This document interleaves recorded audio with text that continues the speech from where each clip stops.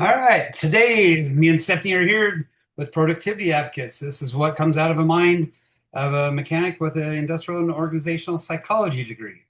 Today we are talking about accountability in the workplace. If you do go to our website, there is a new article that Stephanie put together for us about accountability, the proof of it, and we will be also referring to this book, Leadership and Self-Deception by the Arbinger Institute. Awesome book for anybody because if you don't take accountability in your own actions and what you do, you're missing out on a lot of life and a lot of learning.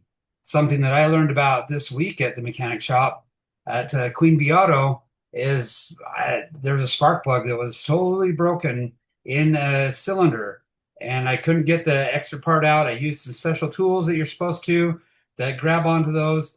It didn't come out, so I ended up having to drill it out. Well, when I drilled it out, I assumed that all the pieces would totally come out. Well, they didn't, and this one little chunk stayed in there, and it actually attached itself to the cylinder head because I cranked the engine over, which I shouldn't have done. I should have got it out. I understand totally, but it stuck itself just in the right place up on the cylinder head and would not come out. This little piece of metal was, I got a camera in there, a borescope, found where it was, figured out a way to get in and have this little wire that just about started hooking to it, and I couldn't get it. And I told the customer, I was like, 100%, it's my fault because I should have seen that that piece of metal was still in there, and I should have got a magnet and simply got it out. Super simple solution, but I didn't follow through with it. It was a human error. And they told me a story about another time that a mechanic went to admit to their thing, and they were like, "We totally appreciate you just taking accountability for it." Well, it was my fault. I did it.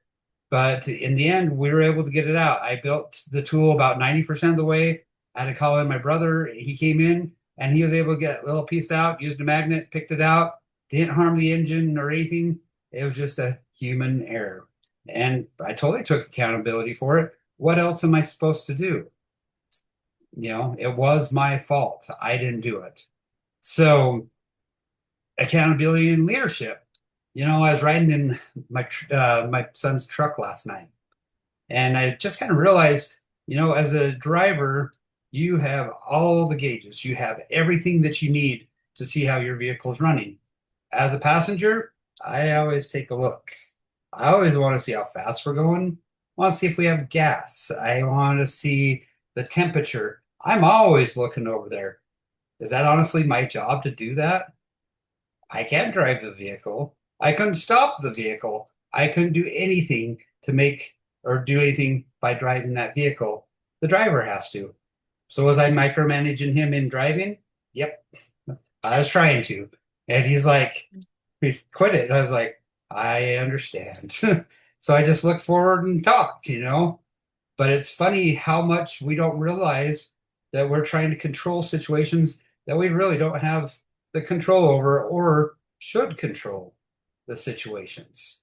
So if you think about it, how do you define accountability in the workplace? How would you define accountability in the workplace, Stephanie? Um, I mean, like you said, own up to your mistakes. Looking at there's an issue, whether it's your mistake or not, owning up to maybe your lack of uh, action on it. But as a leader, you honestly are the one that sees all the information where the employees, they really don't. And you don't want them to know all the situation because they need to focus on their jobs and their tasks and their roles and responsibilities. As a leader, you have all the information to be able to be accountable and also show a good amount of trust in your employees to do it. But you have to be accountable to that. I talked to a guy just today that his leader doesn't trust the employees. Actually, he didn't even trust his leadership team, and that just went and fired them all. And um, this person is really worried they're through their business cycle, which they shouldn't be because they're not, that old of a company. But being that the leader came in and is trying to micromanage everything, it's changing everything. So he's not being accountable for what he's doing, and he's actually trying to blame everybody else. And So, the thing is that they have to look at the information too. I mean, how many leaders don't actually look at that, look at the numbers or productivity or any of that? and that's another thing is I talked to somebody else last week, and I was like, "Do you track productivity?" "Oh, absolutely, we do." "How do you track productivity?" Couldn't answer. And I'm like, "Huh. So you're a leader and you think that you track productivity, but is it organized? Is it actually doing it? Do you realize how much lack of productivity costs your company?" That's, you have to have the numbers to follow up with what you're actually saying. You can't just say, "Yeah, we track it." No, we actually don't. We in the mechanic world, we get people that always want to blame somebody else for their car troubles. And we had a customer come in, I think it was about a year ago, and it had been 5 months since their last oil change, and it was December to April. And we asked them, we're like, "Would you like us to top off the oil? It's a little bit low, or do you want us to change it?" Give them the option. I'm not going to push them into an oil change. And they're like, we haven't driven 5,000 miles. Well, the average person drives 12 to 15,000 miles per year, depending on, a lot of different factors. But if you drove 12,000 miles a year, that means you drive 1,000 miles per month, and therefore that would have been 5,000 miles December to April. And he's like, "No, there's no way we drove that much." And I was like, "I don't care. I'm not going to argue with him."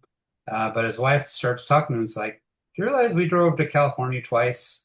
"Well, that's almost 3,000 miles round trip, 2 times. It's about 1,500 miles, give or take, where you go. So there's possibly 3,000 miles in itself just in 2 trips." And he's like, "Oh." And she's like, "We did do this and this." Then all of a sudden the light went off. He's like, "Yeah, we probably drove 5,000 miles."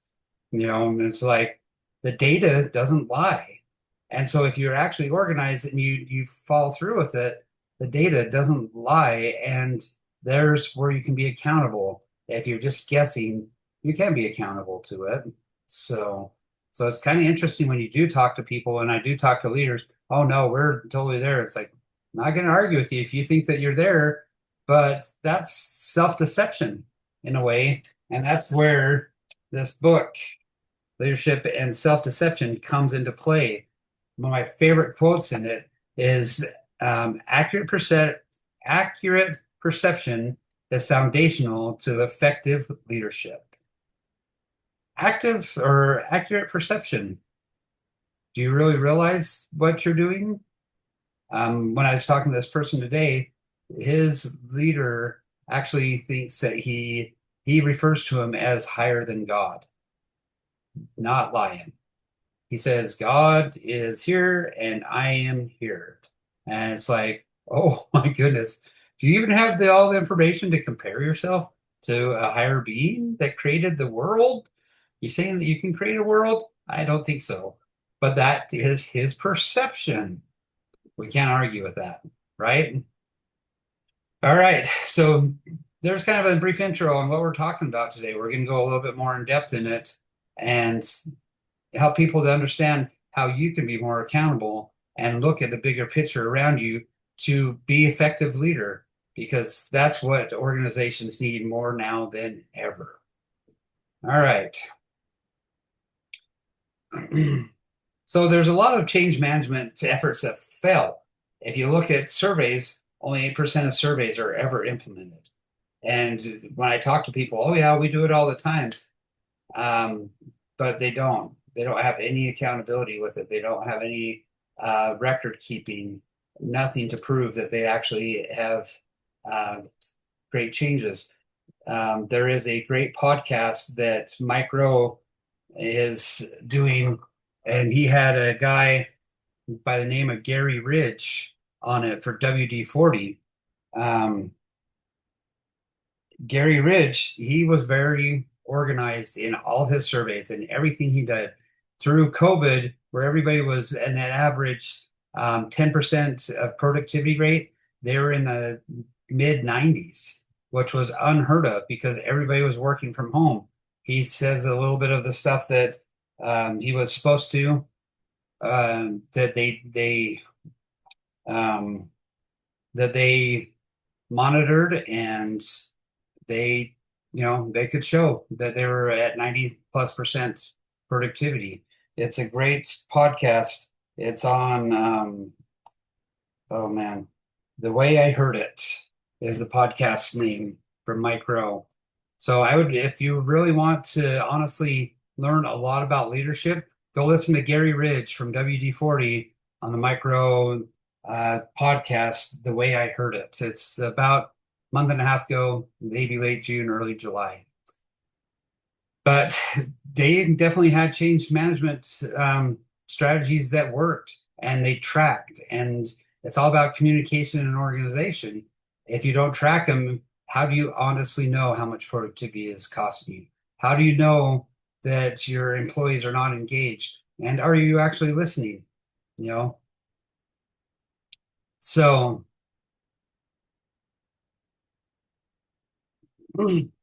how much do you actually have emotions that come into play at a workplace? It is an emotional place, and if somebody doesn't, I had a customer come in a couple weeks ago. We just moved our shop, and we weren't able to work on his car for about a month because of moving and setting up everything. And he came in and was very charged at me, and I told him I did not give him any expectations that we were going to have that car done in any amount of time. I actually told him in the beginning that I wouldn't give him a time frame because it was an old car. Well, he demanded that I work on it right then. I could have got super upset at him. I just said, well, if you don't like it, you can take the car, or you can give me the time that I need to be able to work on it. And he gave me a timeline to come and pick it up. And I was like, great, please do. And within that time, I was able to detune the situation, de-escalate it.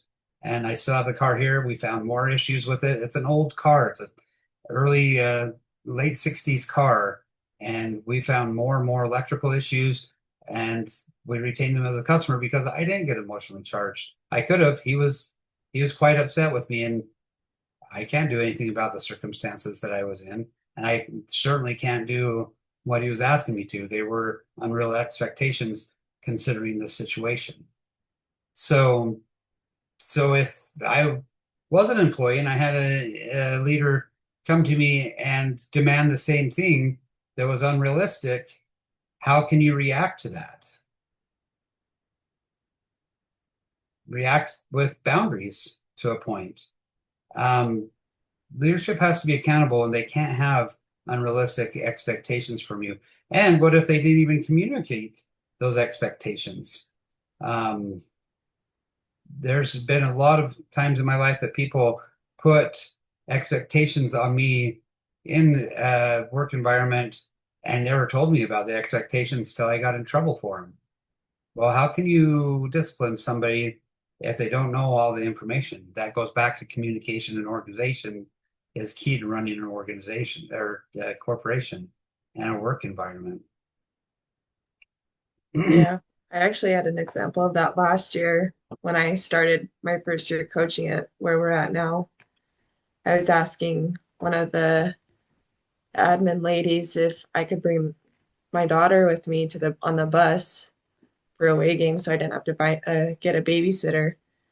And she's like, "Oh yeah," or well, she's like, "Well, we can just have you follow the bus and we'll just see if we can't get a volunteer to go with you." And then it was like probably the next day later, the principal, she's like, um, I never gave you the okay to this. Like, you're going behind my back to so and so to do this so that you don't have to get a babysitter. She's like, that is not okay. And I was like, I was just learning about what my expectations were. I'm like, I've never read or I've never coached for a district school. When I coached at a charter school, which has completely different rules. And I'm like, I'm just trying to learn what they are. and she like totally yelled at me and didn't care to listen to what I had to say. Well, and that's not a very, you're not getting paid for that. That's almost more of a volunteer situation, the coaching uh, position that you're in because of the school and the dynamics of it and everything. And so she needs to consider you're not making the money to be able to even have babysitters for your kids. And they never did anything with onboarding to tell you their expectations at all, did they? No, and I still don't even know half the rules or how things work. So I'm like, I'm still learning, Yeah. or at least trying to. And that's what it is. It's like you have to take every situation at hand. If somebody has all the expectations, everything 100% onboarding done, and they're still doing something wrong, then they do need to get disciplined for it. But if they don't have all the information, how in the world can you hold them accountable for something that they don't know about? That is kind of ridiculous. And there's a lot of people that I bet are going to be nodding their head and saying, "Oh my, this has done this." I've had situations that I've done the same thing. Oh, I wasn't supposed to do that. Where was this ever told? And can I get more information on it? Yeah, it's a interesting accountability is quite interesting, especially when it comes from the top. And leaders want to hold employees accountable, but what about employees holding leadership accountable? Honestly, employees should have certain expectations from a leader to be able to create a organized, communicative work environment so they can just simply work. They can do their job. I mean, imagine if a coach was out, if you're coaching your volleyball team, you're sitting on the sideline, you see the whole court, and you're like, oh, my libero, you're not there. You're on the front row instead of being on the back row. You can't do that. That's to make people in that position. That's not your place. You're there to get at the very back. Unless it comes there and nobody's there, then run up. But you can see that. But as a coach, what if you just all of a sudden started going in and hitting everybody and moving out of the way? And it's like, you got to play like this. You got to play like that. Would that ever work in volleyball? No, and the girls that I had last year, they would get up in my face if I were to do that. Good for them. That shows respect that you'll actually listen to them as a coach because coaches are learning and you deal with all sorts of personalities. So that is good that they're comfortable enough to be able to come back and say, knock it off, as a coach. So, Yeah, no, it's definitely good. I picked up a lot because of it. yeah, coaching it's awesome. It has its rewards, but it's also can be quite frustrating. So the cost of lack of accountability and productivity can be massive. We did a study on a tech company that their average operation budget per month was about 10 million. Well, the operation budgets for employees is about 70% on average with the tech companies. So that means $7 million, that 10 million per month was spent on employees. If the um, Gallup poll um, is correct with this tech firm, that means that almost $4.9 million could be wasted because 70% of their employees are not engaged at work. How in the world does an organization have half of their operating budget being wasted per month, not see that, not see that Well, that's a problem? sorry, and Gallup actually adjusted that number. It's no longer 30% that are disengaged. It's more like 23%. Oh, and We're that, getting closer to 80% that are not engaged. Or I guess 23 that are engaged and 80 that aren't. yeah, but that's closer to 20%, just like you said. And that number has just fallen in the last quarter because the last quarter they were at 31%, if I remember right. Now they're Yeah. back down to 23%. They lost a total of 7% in a quarter. Wow, I didn't know that number was adjusted. Thanks for that.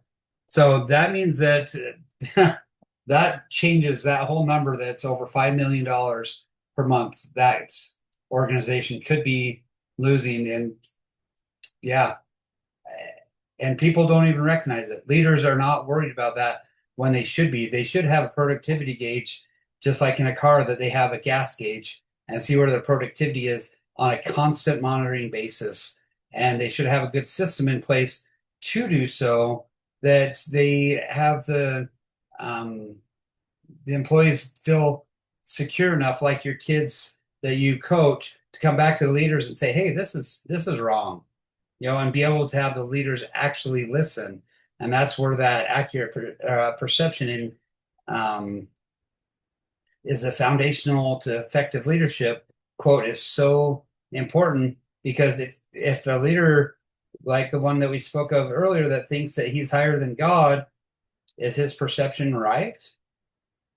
Absolutely not. There's nobody above God. And depending on what religion you are, I don't know. That's another thing. But somebody that's built a world, if you believe in God, there's nobody higher than God, and especially a human individual that doesn't even have all the information. And so it's quite interesting, the deceptive perception they have of themselves as leaders and how they're trying to run their organization. And honestly, they're failing.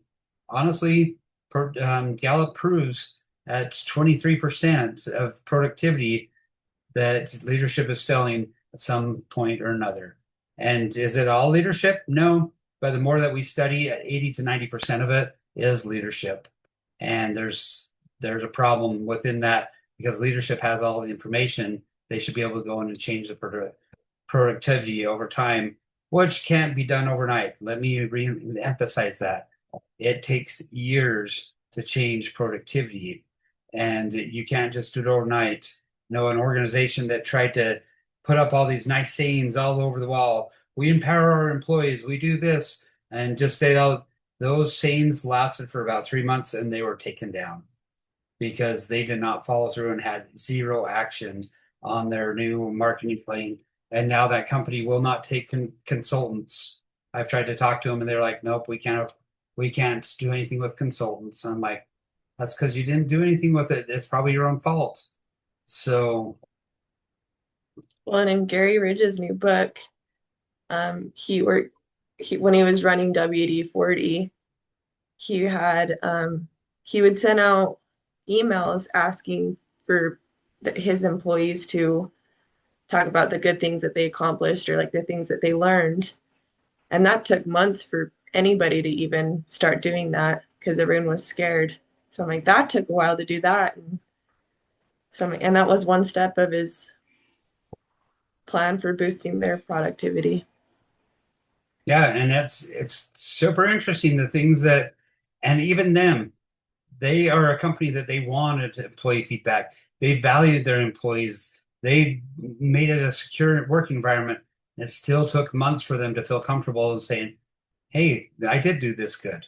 You know, when I told my brother about that, and he helped me get that piece out of that cylinder, I called him the next day and I was like, "Man, I sure appreciate you helping me do that." He's like, "You don't understand. You had it 90% of the way there. I just came and finished it out." So you do get some props for actually getting it close. You just need somebody to come finish it out. I'm like, "Oh, that was really nice of him to say that," because he's the one that ultimately got it. I'm the one that had caused the problem, but I still figured out a solution. There's always a solution to a problem as long as you have the right perception and the right information. Two super important things, and that's what excuse me, that's what I want people to understand is, why can't you be accountable for your actions? You're a human being. Yeah, I was upset at myself for not taking the time this week to get that piece of metal out of that cylinder. And that was my fault. It woke me up in the middle of the night, and I was honestly pretty upset with myself because I don't usually make mistakes on cars. I'm usually pretty thorough, and I want to be thorough. And my wife just kept telling me, "Eric, you're human." I'm like, I know, but I don't make those mistakes. I just don't. I'm usually so good and thorough on stuff, but that day was not a good day. My mindset wasn't right. I shouldn't have probably, I should have taken a few minutes out and just went and sat and meditated for a minute, done something to get my mind clear because I know I was in a rush that day and I rushed something that I shouldn't have. And so, how can I go around it and not be accountable for it? There's no way it was my fault. Leaders, it's okay to be vulnerable. It's okay to understand that you are part of the problem. Just because you have money, you have status, you're in a higher class than everybody that so you think. You drive a nicer car than everybody. You wear nice clothes. You're still human.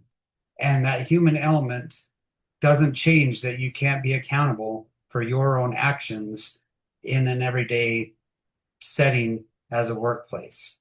And at the same time, your employees are human and they're going to make mistakes, and that's okay. If they learn from them and continue on, that's a good employee that they actually accept that it is that they had a problem and they fixed it, or they had a problem and somebody else came and helped them fix it. That is human nature. And so your self or perception, where is it as a leader? Is it to blame everybody else like everybody, most organizations do? Because think about it. If you blame everybody else, most likely it's your problem. And I mean, think about in parenting. I yelled at my kids a time or two when they're young. And when my oldest son was going on his mission for his church for 2 years, we dropped him off at the airport. On the way home from the airport, I just thought to myself of how many unnecessary battles I had with him that didn't mean anything in the end.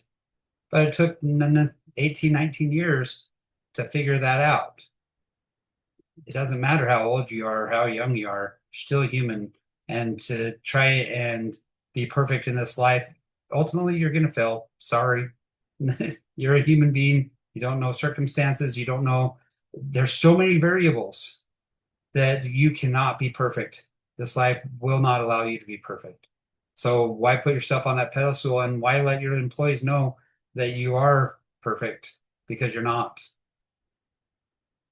So Well, anyway, sorry. no problem. And Go ahead. Carol Dweck's book, The Growth Mindset, she talks a lot about how a bunch of CEOs have to keep on that persona that they're invincible and they're intimidating, and that company ends up crashing and burning because they're too scared to show that they're human. They make mistakes, or that they're not so intimidating or so smart. That is an excellent point. I forgot about that in the book. And that is pride, trying to keep up an appearance of being perfect. There's absolutely no reason for that because I don't know anybody perfect in the world. Do you know of anybody that's perfect in the world? No. No. And it's an unachievable goal.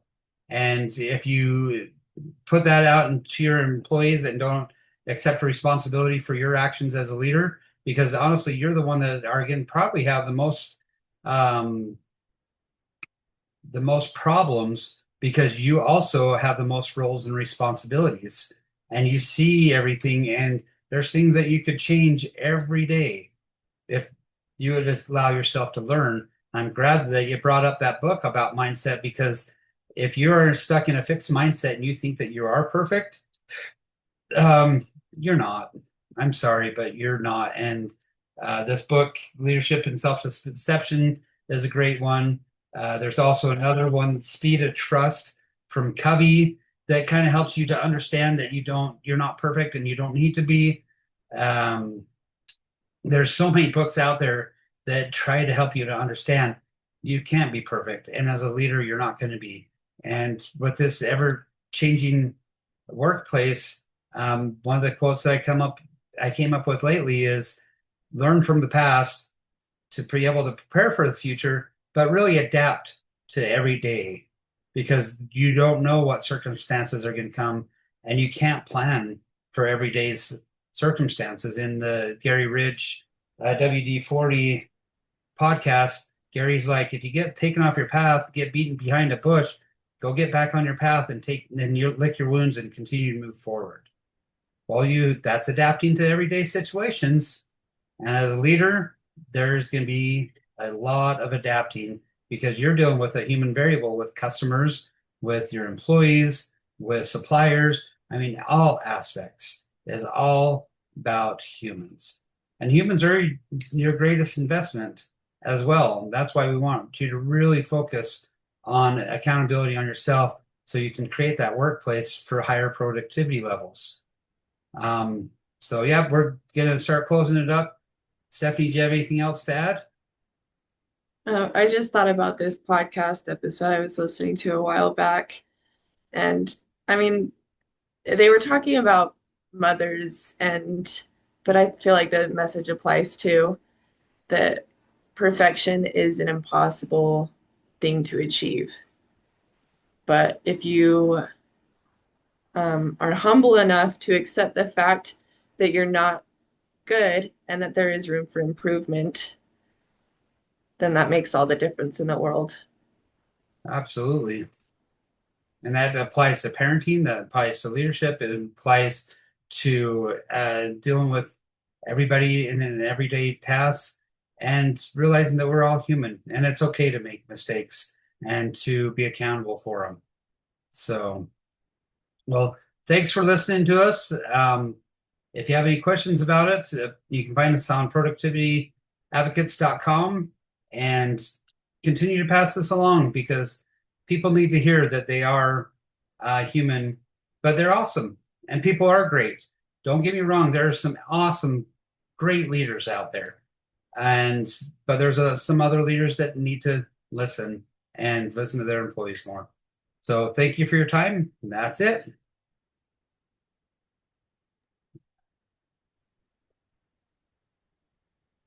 All right. That was good. So I